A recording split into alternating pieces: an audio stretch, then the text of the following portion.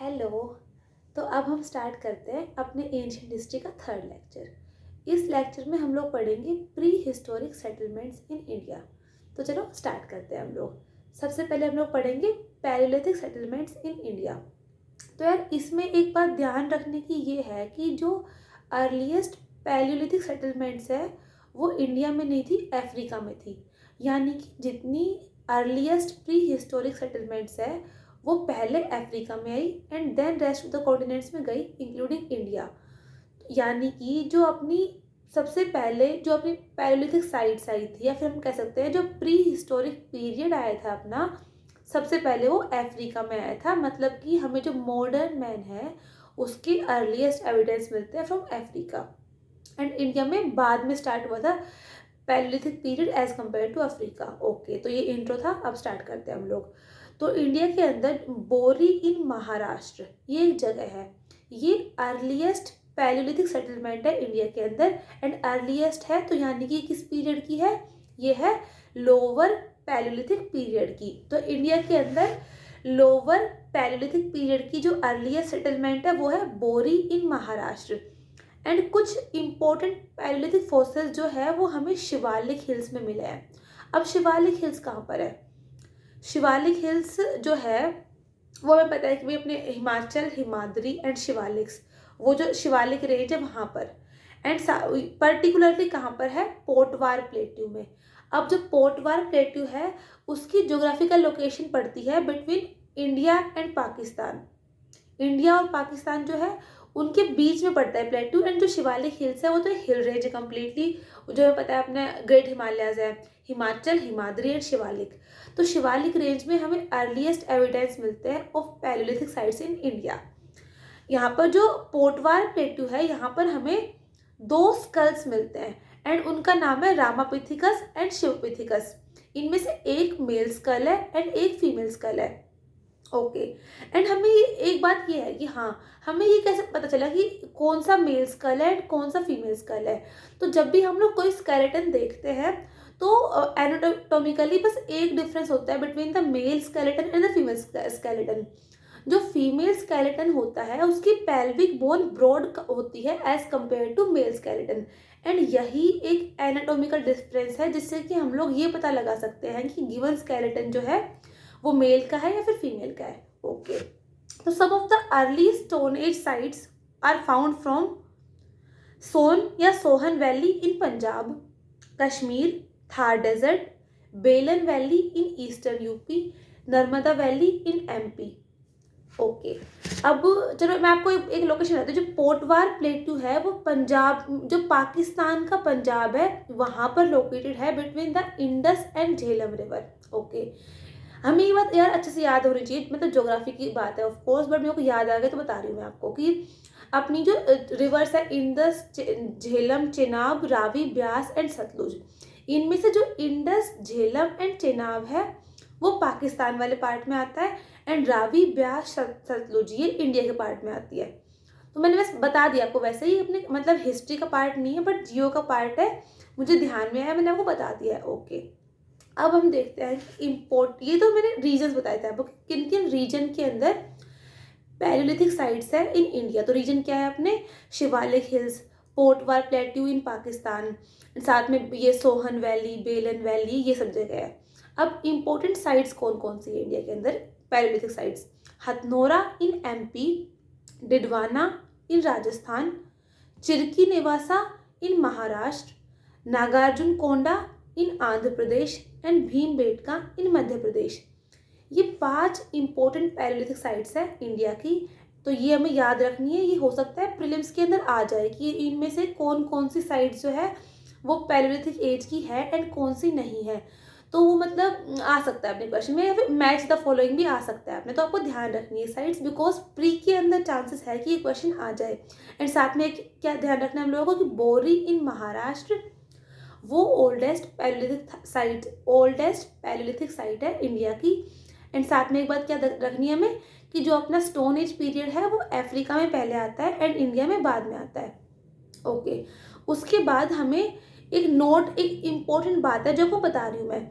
The first remains of a full fledged homo sapiens homo sapiens, sapiens यानी कि modern man जो कि हम लोग हैं।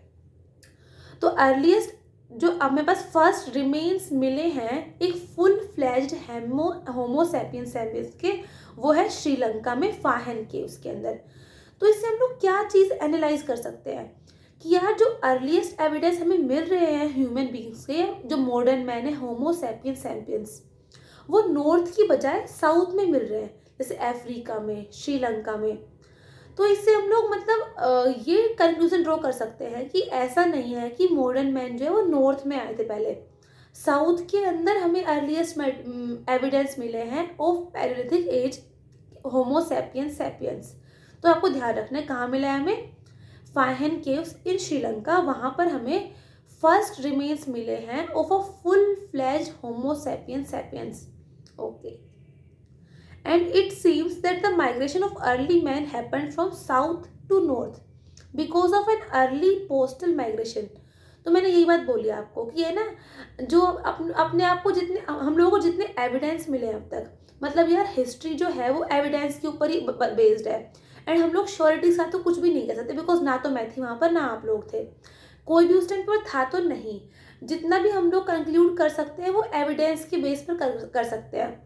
तो टिल टाइम हमें जितने भी एविडेंस मिले हैं आर्कियोलॉजिकल, उससे हम बस एक कंक्लूजन ड्रॉ कर सकते हैं कि जो माइग्रेशन ऑफ ह्यूमन बींग्स हुआ था होमोसेपियंस सेपियंस, वो साउथ से नॉर्थ हुआ था, ना कि नॉर्थ से साउथ। एंड ये कंक्लूजन जो है वो हम लोग जो अब तक एविडेंस मिले हैं उनके बेस पर ड्रॉ कर सकते हैं, कोई गारंटी नहीं है, हो सकता है फ्यूचर में और रिसर्च हो जिससे कि हमें कोई नई बात समझ आ जाए, एंड हो सकता है कि जो हम लोगों ने ये कंक्लूजन ड्रॉ करा है ये गलत प्रूफ भी हो जाए, बिकॉज हिस्ट्री जो है वो बीत चुकी है, एंड उस टाइम पर हम लोग थे नहीं, ना मैं थी, ना आप थे, ना जो हिस्टोरियंस बुक लिख रहे हैं वो थे।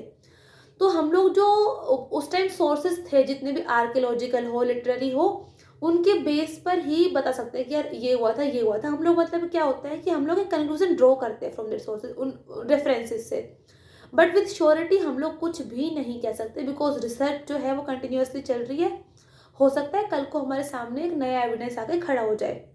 Okay, and sites suggest Inamgaon in Maharashtra, Didwana in Rajasthan, Renigunta in Andhra Pradesh shows evidence of lower, middle and upper Paleolithic settlements in India।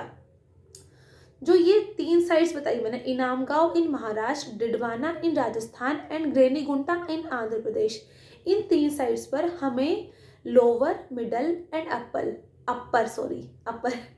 Lower, middle and upper, इन तीनों पैलियोलिथिक साइट्स, पैलियोलिथिक एज के एविडेंसेस मिलते हैं। मतलब ये सारी जो साइट्स है इन पर लोअर पैलियोलिथिक एज भी थी, मिडल भी थी एंड अपर भी थी। ओके, तो ये थी अपनी important Palaeolithic settlements in India.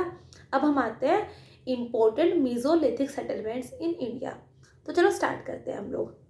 जो ये सेटलमेंट्स जो है, पहले हम लोग रीजन देखेंगे किन किन रीजन के अंदर है, एंड देन हम लोग पर्टिकुलर साइट्स देखेंगे कि पर्टिकुलर साइट्स कौन कौन सी है।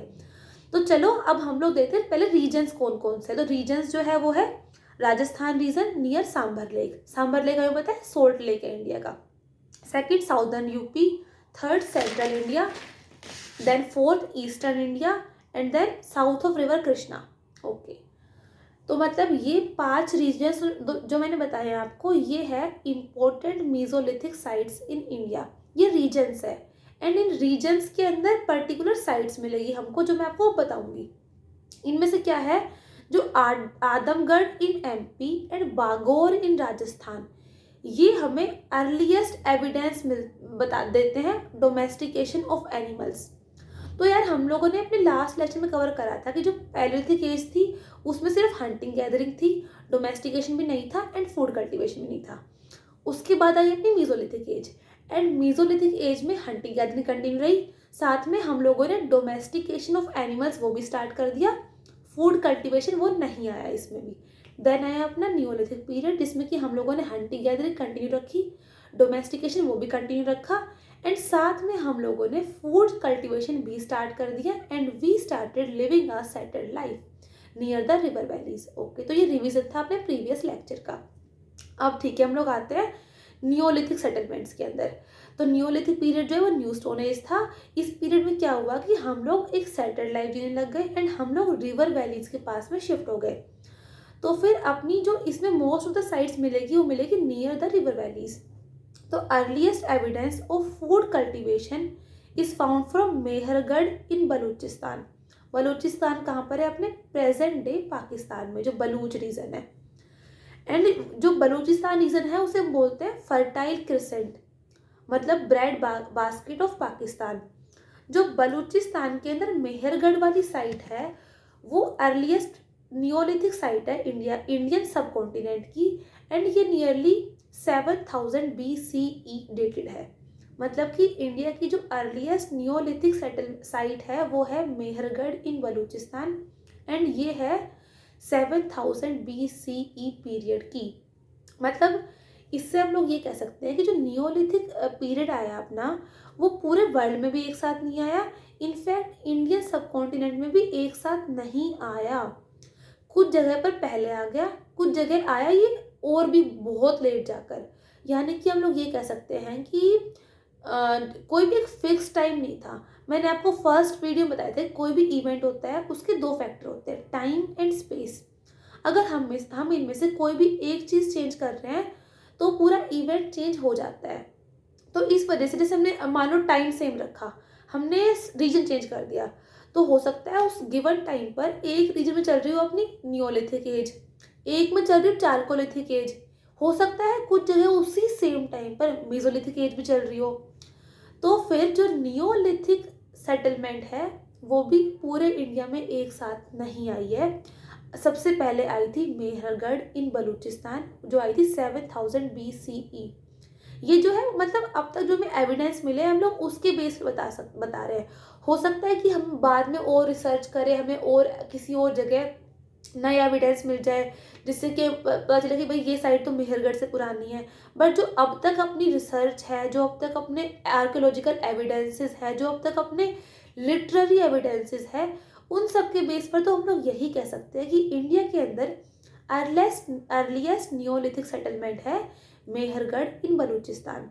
ओके, हावेवर जो बाकी नियोलिथिक साइट्स है इंडिया की वो लेटर पीरियड की है। जो मतलब इंडस वैली रीजन में जो कच्छी प्लेन्स है वो भी नियोलिथिक एज की है एंड उनका टाइम पीरियड है नियरली circa 5000 BCE, यानी कि लेटर पीरियड की है। तो सबसे पहले इंडिया के अंदर नियोलिथिक एज कहाँ पर आई? Mehrgarh in Balochistan 7000 BCE। And जो और साइट्स हैं इंडिया के अंदर नियोलिथिक एज की वो लेटर पीरियड की है। जो नियोलिथिक साइट्स है साउदर्न इंडिया की वो तो यार मतलब ज़्यादा पुरानी नहीं है, वो तो नियरली 2500 BCE के आसपास तक की है। एंड साउदर्न और ईस्टर्न इंडिया की कुछ साइट्स तो एज लेट एज 1000 BCE की भी है। यानी कि जो नियोलिथिक एज है वो पूरे इंडिया में एक साथ नहीं आई थी, ये रेंज कर रही थी फ्रॉम 7000 to 1000 BCE, मतलब एक टाइम पीरियड था पूरा। एंड इस टाइम पीरियड में कुछ जगह मतलब टाइम पीरियड था। अब इस टाइम पीरियड में क्या हुआ, कुछ जगह नियोलिथिक एज आ गई, कुछ जगह अभी तक मेसोलिथिक चल रही थी एंड कुछ जगह चारकोलिथिक भी स्टार्ट हो चुकी थी। यानी कि अगर हम लोग उस गिवन टाइम पे स्पेस चेंज कर रहे हैं तो इवेंट भी चेंज हो रहा है। तो चलो ये तो मैंने वैसे बताया आपको, बट मतलब पॉइंट क्या है अपना कि इंडिया के अंदर जो अर्लीस्ट नियोलिथिक सेटलमेंट है वो है इंडियन सब कॉन्टिनेंट में वो है Mehrgarh in Baluchistan. Near southern and eastern India के अंदर तो ये एज लेट एज 1000 BCE भी आई थी। नियोलिथिक एवोल्यूशन था वो था अपना नियोलिथिक रेवोल्यूशन में फूड कल्टीवेशन स्टार्ट हो गई थी, पॉलिटी गवर्नेंस सिविलाइजेशन सब कुछ स्टार्ट हो गई थी। अब हम देखते हैं important neolithic sites in India. तो फर्स्ट है Burzahom in Jammu and Kashmir, it is located near Srinagar. इसका लिटरल मीनिंग क्या होता है बुरज़ाहोम का? इसका होता है place of the birch, birch means tree. This site is important for dwelling pits and ceramics.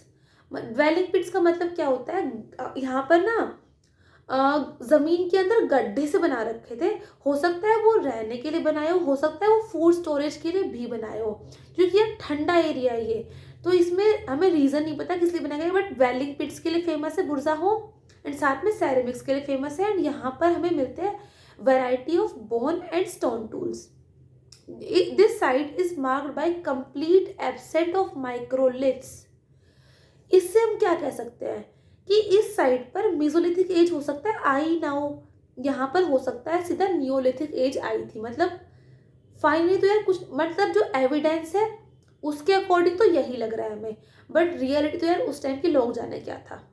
यहाँ पर हमें साथ में जॉइंट ब्यूरल्स मिलते हैं जहाँ पर domestic dogs were buried along with their masters. And जो ये बुर्जा होम साइट है ये है सिरका 2700 BCE, यानी कि अर्लीस्ट कहाँ थी, मेहरगढ़ में 7000 BCE। जो बुर्जा होम में है वो है सिरका 2700 BCE। Okay, next important Neolithic site है इंडिया में गुफ्त कराल, ये भी कश्मीर में है एंड इसका मीनिंग होता है केव ऑफ द पोटर। ये भी कश्मीरी नियोलिथिक साइट है। यहाँ पर हमें मिलते हैं evidence of both agriculture and animal husbandry. यहाँ पे हमें मिलते हैं polished stone tools along with various bone tools. तो यार हमने जब सेकंड लेक्चर में कवर किया था नियोलिथिक एज उसकी फीचर्स, तो हमें देखा यहाँ पे फूड कल्टिवेशन स्टार्ट होता है, सेटल्ड लाइफस्टाइल स्टार्ट होती है, साथ में पॉलिश्ड स्टोन टूल्स यूज़ करना स्टार्ट कर दिया था हम लोगों ने।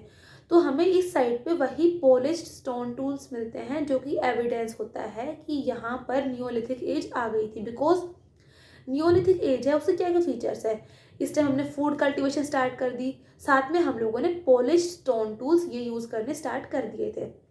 थर्ड अपनी साइट है चिरांड जो कि है इन पटना बिहार। ये है at the junction of Ganga Son Gandak and Ghaghara river. ये नोटेबल साइट है बिकॉज इस साइट पर हमें स्टोन टूल्स मिलते ही नहीं है। तो ये एक्सेप्शन है, मतलब यहाँ पे स्टोन टूल्स मिलते नहीं है बट मतलब फिर भी हम लोग इसको नियोलिथिक साइट क्यों बोल रहे हैं, बिकॉज जो मोस्ट इंपॉर्टेंट फीचर थी अपनी नियोलिथिक एज की वो थी स्टार्ट ऑफ एग्रीकल्चर। तो यहाँ पर फूड कल्टीवेशन एंड साथ में सेटल्ड लाइफ तो स्टार्ट हो गई थी, भले ही यहाँ पर स्टोन टूल्स एब्सेंट हो। तो इसलिए ये भी एक नियोलिथिक साइट है एंड इसकी स्पेशल फीचर क्या है कि यहाँ पर स्टोन टूल्स पर एब्सेंट। यहाँ पर जो लोग थे इन लोगों ने बोन टूल्स यूज करे थे ना कि स्टोन टूल्स। तो जो चिरांड साइट है अपनी नियोलिथिक एज की इन बिहार, उसकी स्पेशलिटी क्या है कि यहाँ पर स्टोन टूल्स तो एब्सेंट थे, उसकी बजाय लोगों ने बोन टूल्स यूज करे थे। एंड जो ये साइट है वो नियरली सिरका 2000 BCE की है, मतलब अप्रोक्सीमेटली 2000 BCE की। तो हम लोग देख सकते हैं कि जैसे रीजन के साथ साथ जो अपना इवेंट है वो चेंज हो रहा है। 2000 BCE जो पीरियड अगर हम लोग चेक करें, अगर हम लोग इस टाइम आते हैं सब सिंधु रीजन के अंदर, वहाँ तो इंडस वैली चल रही होगी अपनी, बट यहाँ पर बिहार के अंदर चल रहा है अपना नियोलिथिक एज। तो एंड मेहरगढ़ में तो यार 7000 BC में आ गई थी नियोलिथिक एज। मतलब कि जितने रीजन्स हैं उन सब पर नियोलिथिक एज जो है वो अलग अलग टाइम पर आई थी। एंड साइमल्टेनियसली ये था कि कुछ जगह चल रहा है इंडस वैली, कुछ जगह चल रहा है नियोलिथिक एज, कुछ जगह चल रहा है चैल्कोलिथिक एज। तो डिफरेंस है स्पेस, मतलब रीजन टू रीजन वेरी कर रहा है टाइम पीरियड कि कब किस रीजन पर नियोलिथिक एज आई। ये एक कोई फिक्स टाइम नहीं है, मतलब नियोलिथिक एज किस टाइम पर आई ये रीजन टू रीजन वेरी कर रहा है। कुछ जगह 7000 BCE में आ गई थी, कुछ जगह साउदर्न और ईस्टर्न इंडिया की तो ऐसी है जहाँ पर 1500 BCE इवन 1000 BCE के आसपास भी आई थी नियोलिथिक एज। एंड इस टाइम पर तो यार अपने नॉर्थ इंडिया में तो ऋग्वेदिक एज चल रही थी, यानी कि रीजन टू रीजन नियोलिथिक जो एज है उसका टाइम पीरियड वेरी कर रहा है। नेक्स्ट अपनी इंपॉर्टेंट साइट है पिकली हाल इन कर्नाटक। इसमें एग्रीकल्चर ही एब्सेंट था। यहाँ पर जो सेटलर्स थे वो कैटल हर्डर्स थे जो कि एनिमल्स डोमेस्टिकेट कर रहे थे लाइक शीप गोट्स एक्सेट्रा। तो हम लोग इस साइट को नियोलिथिक साइट कैसे कह रहे हैं, हो सकता है यहाँ पे हमें पॉलिश स्टोन टूल्स मिल गए होगा, मतलब कोई भी एक फीचर हमें मिल रही है अगर उस एज की तो हम लोग उसको बोल रहे हैं भाई नियोलिथिक एज है, ये है वो है ये है। Other important neolithic sites in India क्या है, Garo hills in Meghalaya, Vindhya and Kaimur hills, Koldihwa and Mahagara in eastern UP, Hallur, Piklihal in Karnataka, Paiyampalli in Tamil Nadu, Utnur in Telangana. ये आप लोग ध्यान रख लेना क्योंकि मेंस में तो नहीं आएगी बट प्री के अंदर आ सकता है कि 4 ऑप्शंस दे दिए एंड हमसे पूछा गया हो which of the following are neolithic sites, तो उसके लिए आप लोग ध्यान रख लेना ये। बाकी मतलब हमें मेन तो हमें फर्स्ट याद रखनी है, तो फर्स्ट अपनी है Mehrgarh in Baluchistan. And time south India में तो ये 1000 BCE के आसपास भी आई थी नियोलिथिक एज। तो मतलब region to region time period vary कर रहा है, अलग अलग जगहों पर अलग अलग टाइम पर नियोलिथिक एज आई थी। एंड इसकी स्पेशलिटी क्या है, agriculture, polish stone tools. But हमें कुछ साइड से वो भी एक्सेप्शन मिले थे, फॉर एग्जाम्पल जो गुफ्त कराल था वहाँ पर हमें स्टोन टूल्स मिले ही नहीं थे, वहाँ पर हमें बोन टूल्स मिले थे। बुरजा होमवर्क मतलब सारी साइट्स की मैंने आपको इंपॉर्टेंट फीचर्स बता दिए, तो आप लोगों को ध्यान रखनी है सारी इंपॉर्टेंट फीचर्स। अब कुछ मैं आपको बता रही हूँ इंपॉर्टेंट पॉइंट्स। ये पॉइंट्स जो है वो प्री में पूछे जा सकते हैं, इनफैक्ट कुछ तो पूछे जा चुके हैं ऑलरेडी। तो पॉइंट्स क्या है, Koldihwa in Belan valley reveals the cultural sequence of neolithic, chalcolithic and iron age. मतलब जो कोल्डिवा साइट है बेलन वैली के अंदर, वहाँ पर हमें neolithic, chalcolithic and iron age इन तीनों का एक सीक्वेंस मिलता है। मतलब क्या है, लेयर्स मिलती है, neolithic, chalcolithic and iron age, हमें तीनों का एक सीक्वेंस मिलता है इस साइट के ऊपर। नेक्स्ट क्या है, चोपानी Mando in Belan valley has the earliest evidence of pottery. Okay, और क्या है, कोल्डिवा एंड महागरा, यहाँ पर हमें मिलते हैं evidence of circular huts, handmade pottery and evidence of rice. Okay, तो ये फीचर्स थी अपनी इंपॉर्टेंट नियोलिथिक साइट्स की। एंड जो मैंने लास्ट में आपको 3 पॉइंट्स बताए हैं वो मैंने सिर्फ इसलिए बताया बिकॉज हो सकता है कि अपने प्री के अंदर क्वेश्चन आ जाइए। ओके, एंड जो वैसे मैं आपको एक बार आपको मतलब वैसे फैक्ट बता रही हूँ आपको, मतलब मेरे माइंड में क्वेश्चन आ गया अचानक से, तो बता रही हूँ आपको ऐसे। बताओ ये जो अर्लीस्ट यूजेज ऑफ व्हील आया था इंडिया के अंदर, आप बताओ किस काम के लिए हुआ होगा, मतलब जो व्हील अपना इन्वेंट हुआ था इंडिया के अंदर या फिर कहीं भी, तो क्या लगता है आपको कि व्हील की इन्वेंशन किस काम के लिए हुई होगी? मतलब व्हील्स को हमने सबसे पहले किस काम के लिए यूज करना स्टार्ट करा होगा आपके अकॉर्डिंग? चलो बताती हूँ मैं आपको। काफी लोगों को लगा होगा कि हो सकता है हमने ट्रांसपोर्टेशन के लिए व्हील को इन्वेंट करा होगा, बट ये गलत है। जो हमने अर्लीस्ट व्हील को इन्वेंट करा था वो ट्रांसपोर्टेशन के लिए नहीं करा था, हमने पोटरी के लिए करा था। मतलब व्हील की इन्वेंशन जो है वो पोट्री बनाने के लिए हुई थी, ना कि ट्रांसपोर्टेशन के लिए। बाद में हम लोगों ने ट्रांसपोर्टेशन में भी व्हील का यूज करना स्टार्ट कर दिया था, बट जो फर्स्ट यूजेज था व्हील का वो पोट्री बनाने में हुआ था। ओके, ये बस मैंने वैसे ही आपको बताया, एक अमेजिंग फैक्ट मान लो, ठीक है। नेक्स्ट आते चारकोलिथिक सेटलमेंट्स। तो these people mostly use stone and copper objects. However, in the later period, we find evidence of low-grade bronze and even iron. Okay. तो यानी देखो हमने सेकंड लेक्चर में देखा था कि भाई जो चारकोलिथिक एज है उसकी सारी फीचर्स जो है वो नियोलिथिक एज से मैच करती है। ओनली डिफरेंस क्या है यहाँ पर कि यहाँ पर हम लोगों ने कॉपर यूज करना स्टार्ट करा था, एंड जो लेटर चारकोलिथिक पीरियड था उसमें हम लोगों ने आयरन यूज करना भी स्टार्ट कर दिया था। तो क्या स्पेशलिटी चारकोलिथिक पीरियड की, इसमें हम लोगों ने कॉपर यूज करना स्टार्ट करा, and in the later period of chalcolithic age हम लोगों ने आयरन भी यूज करना स्टार्ट करा, एंड इनफैक्ट कुछ जगहों पर हमें ब्रोंज का एविडेंस भी मिलता है। जो ब्रोंज है वो एक अलॉय है। अलॉय किसका है? Copper and I think copper and tin, copper and tin, एक मिनट कंफर्म। हाँ यार, तो जो ब्रोंज है वो copper and tin in 2 metals का अलॉय है। ये अपने केमिस्ट्री क्वेश्चन है वैसे, बट मैं बताती हूँ आपको। हम लोग ना यूजुअली ब्रोंज एंड ब्रास इनमें कंफ्यूज होते हैं कि ये दोनों अलॉयज है, इन दोनों में एक मेटल कॉपर है बट दूसरा मेटल कौन सा है। तो हमें ध्यान रखना है ब्रोंज जो है वो कॉपर एंड टिन का अलॉय है, एंड ब्रास जो है वो कॉपर एंड जिंक का अलॉय है। ये बस मतलब मैंने बता दिया आपको वैसे कि हो सकता है भाई अपने साइंस में टैग में आ जाए क्वेश्चन, ठीक है। एंड जो चारकोलिथिक सेटलमेंट्स है ये जो है ये 3 पार्ट की है, मतलब pre Harappan, contemporary to IVC and post IVC. मतलब क्या है, जिस टाइम पर अपने नॉर्दर्न सब सिंधु रीजन के अंदर आईवीसी चल रहा था, मतलब हड़प्पन कल्चर चल रहा था, उस टाइम पर कुछ जगहों पर चारकोलिथिक साइट्स चल रही थी। हमें पता है रीजन चेंज होती है अपना जो मतलब हमने देखा कि रीजन चेंज होने पे इवेंट चेंज होता है। तो फिर जो चारकोलिथिक सेटलमेंट्स हैं उन्हें हम लोग 3 पार्ट में डिवाइड कर सकते हैं, pre Harappan, contemporary to Harappa and post IVC. जो कंटेम्पररी टू हड़प्पा है, हड़प्पा से कब का है, 2600 से लेकर 1900 बीसीई रफली। इसमें कुछ साइट्स है इंडिपेंडेंट ऑफ आईबीसी, कुछ है कनेक्टेड टू आईबीसी। फिर आते हैं पोस्ट आईबीसी सेटलमेंट्स, वो होती है, उनमें से 2 पार्ट होते हैं, कुछ कनेक्टेड टू आईबीसी एंड कुछ इंडिपेंडेंट ऑफ आईबीसी। एंड हमें जो आयरन है वो मिलता है only in the later period of chalcolithic age. जो अर्लियर पीरियड होते हैं उसमें हमें आयरन का एविडेंस नहीं मिलता है। स्टार्टिंग में हम कॉपर यूज करते हैं, later iron and bronze. Bronze जो है वो अलॉय है कॉपर एंड टिन का। अब हम बताते हैं किन किन रीजन्स के अंदर चारकोलिथिक सेटलमेंट स्प्रेड थी अक्रॉस इंडिया। तो साउथ ईस्टर्न रीजन, जो हम लोग राजस्थान में आहार बानस कल्चर बोलते हैं, आहार उसमें तांबावटी जगह है एंड बानस वैली ये रीजन है। देन वेस्टर्न एमपी में मालवा रीजन, वहाँ पर कयथ एंड ईरान इंस्क्रिप्शन आपको याद होगा जो कि हम लोग पढ़ेंगे अब अपने गुप्ता कल्चर के अंदर।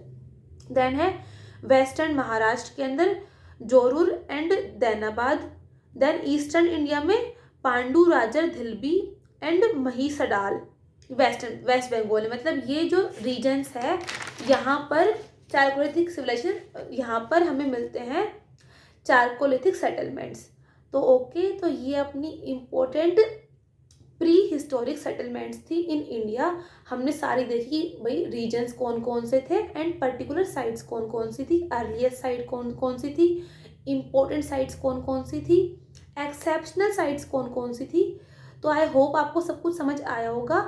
आपको अगर कोई डाउट है तो आप लोग कमेंट सेक्शन में पूछ सकते हो। बाकी हम लोग नेक्स्ट वीडियो में कवर करेंगे प्रोटो हिस्ट्री का पीरियड। प्रोटो हिस्ट्री वो पीरियड है जहाँ के हमें आर्कियोलॉजिकल एविडेंस मिलते हैं, लिटरेरी एविडेंस मिलते तो है, but the script is yet not deciphered, यानी कि अपना इंडस वैली सिविलाइजेशन। तो ये हम लोग कवर करेंगे अपने नेक्स्ट वीडियो के अंदर। एंड जो अपना आज का लेक्चर था वो अपने मेंस की बजाय प्री के लिए ज़्यादा इंपॉर्टेंट है, बिकॉज जो साइट्स है वो अपने प्री के अंदर आ सकती है, मैच द फॉलोइंग के अंदर आ सकती है, या फिर पूछ सकते हैं हमसे कि which of this following are palaeolithic sites, या फिर हो सकता है कि हमसे ये पूछ ले कि अर्लीस्ट साइट कौन सी थी, इसमें एक्सेप्शनल साइट कौन सी थी। तो मैंने आपको जितना भी था, जितने फैक्ट्स थे अपने इन साइट्स के, जितने एक्सेप्शंस थे एंड जो फर्स्ट एंड लास्ट साइट सब कुछ बता दिया आपको। ओके, देख लेना एंड नोट कर ले सब कुछ, ऐसे कोई डाउट हो पूछ लेना। Okay bye, thank you, like comment share, bye.